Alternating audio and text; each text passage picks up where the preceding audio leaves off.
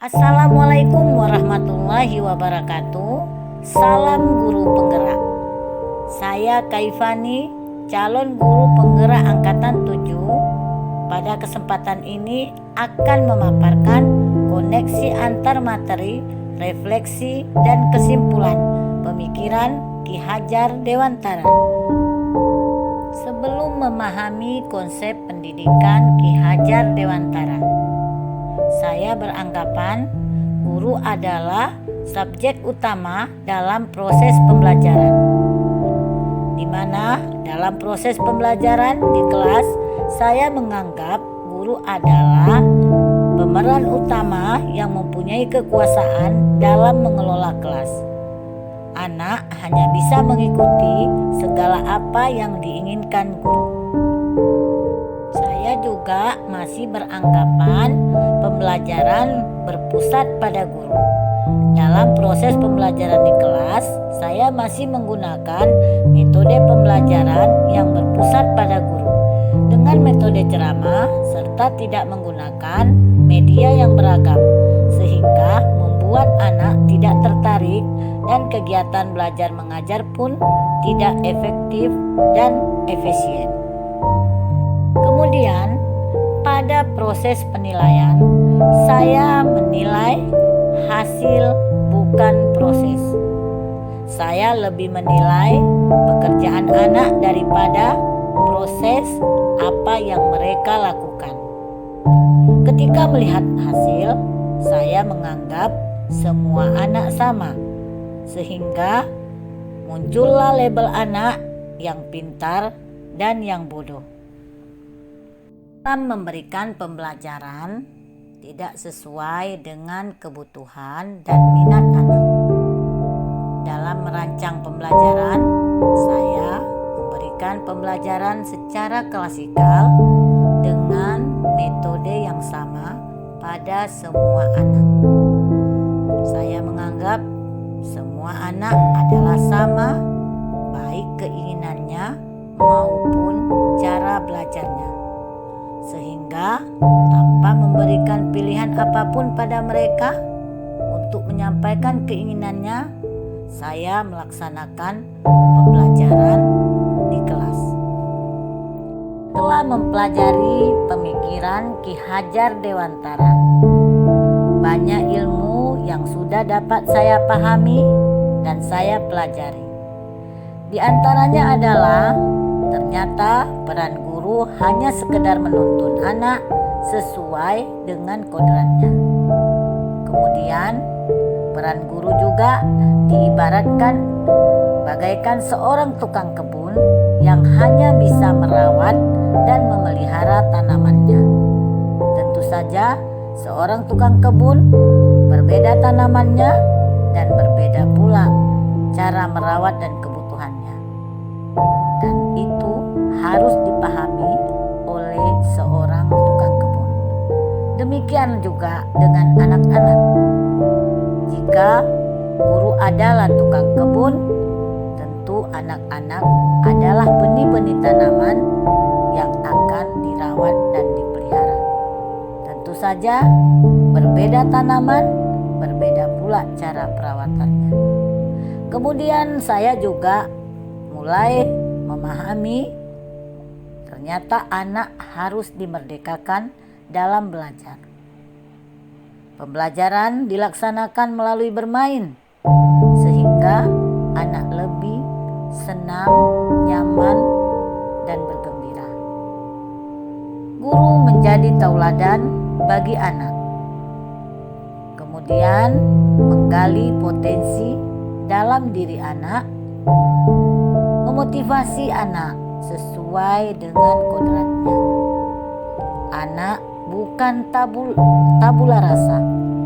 Guru hanya menebalkan potensi yang ada pada diri anak. Pendidikan fondasi dasar peradaban dan tempat persemaian benih-benih kebudayaan. Pendidikan tidak bisa dipisahkan dengan budaya. Budi pekerti merupakan perpaduan antara gerak, pikiran, dan kemauan, sehingga bisa menimbulkan tenaga.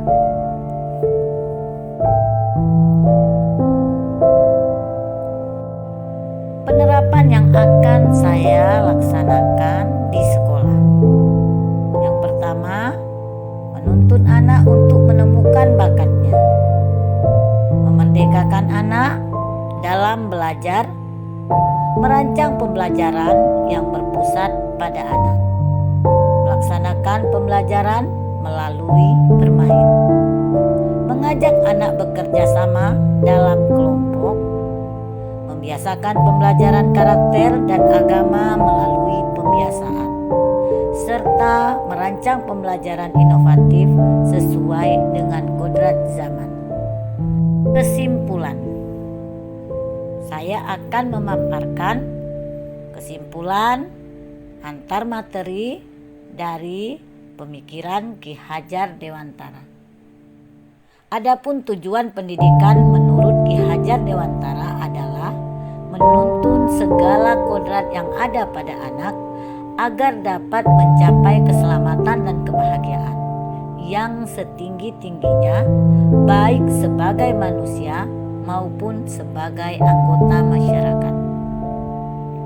Peran guru bagaikan seorang tukang kebun yang hanya dapat merawat tanaman tanpa mengharapkan hasil yang berbeda dari kodrat tanaman yang ditanamnya.